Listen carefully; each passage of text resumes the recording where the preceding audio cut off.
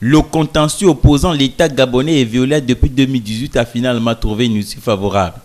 Dans l'air du temps, depuis plusieurs mois, l'accord entre la multinationale française et l'État gabonais sur le rachat des parts de la Société d'énergie et d'eau du Gabon SEEG a été entériné. Dans sa livraison du 19 février dernier, le journal L'Union rapporte que les deux parties ont acté le week-end écoulé, je cite, un protocole transactionnel qui prévoit le transfert de 51% des actions de la Société d'énergie et d'eau du Gabon détenue par Veolia Africa à la Société de patrimoine de services publics de l'eau potable, de l'énergie électrique et de l'assainissement. Fin de citation. En d'autres, la SEEG revient dans le giron national 22 ans après sa privation et rien n'a cependant filtré sur le montant de ce protocole transactionnel.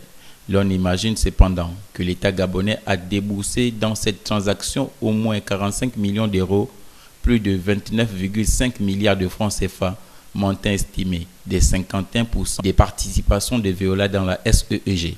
Par ailleurs, les deux parties ont décidé de renoncer réciproquement à toute action judiciaire liée aux conditions de résiliation brutale de la concession.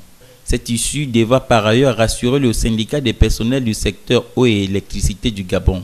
Le 18 février dernier, le syndicat a rejeté la confusion créée par le manque de communication du gouvernement dans ce dossier, alors que la période de réquisition de la SEEG a officiellement expiré le 16 février 2019.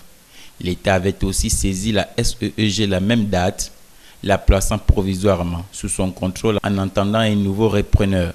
Veolia avait annoncé son intention de contester cette action imprévue et unilatérale en justice. De son côté, le gouvernement gabonais a accusé également l'entreprise française de pollution de son sol. Des accusations infondées s'étaient défendues Veolia. Finalement, tout est bien qui finit bien.